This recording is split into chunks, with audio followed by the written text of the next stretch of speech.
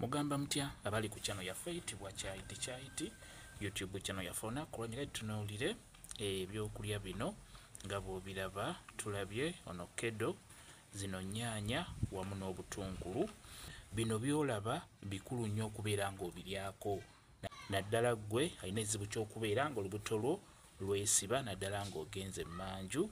Kedo ono mulungi nnyo asumulula olubuto naddala olwo lwesibye nga bw'ogenda emmanju okalubizibwa okubeera ng'ofulumya obubi, n'olwekyo ovakkedo ono ajja kuyambako bulungi nnyo ku nsonga eyo ey'okusumula olubuto. Ate ekirungi ky'alina tasumula lubuto nti ofune embiro, nedda asumula olubuto ne lubeera mu mbeera eyo ennungi nga bw'ogenda emmanju ojja kufuluma bulungi nnyo.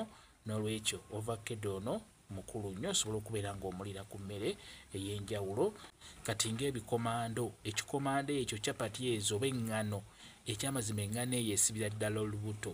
Buli wooli ekikomando kyandibadde kikulu nnyo ne ovakkedo ono n'omuteekako n'ennyaanya zino. Singa ogatta ennyaanya zino n'ogattako n'akatungulu kano n'obeera ng'obirya nga bibisi, bigenda kubeera nga bikuyamba okusumula olubuto lwo naddala singa luba lwesibye nga tofuluma bulungi. Ennyaanya zino singa ozisalaasala bulungi n'ozirya nga mbisi n'ogattamu n'akatungulu kano n'okasalaasala nga katono nnyo n'okagatta mu nnyaanya ezo, olubuto lwo lugenda kubeera nga lusumulukuka bulungi nnyo. Buli lwoli ekikomando kubeereko ovakkedo. Ovakkedo oba talabise teekako ennyaanya n'obutungulu. Bino nga bw'obiraba bikulu nnyo, biyamba embuto zaffe okubeera nga tezijja kwesiba.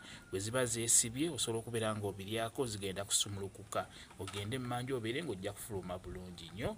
Kyekyo kye njagadde okubeera nga mbalaga. Ennyaanya n'obutungulu wamu ne ovakkedo bisumula bulungi nnyo olubuto olwesibye.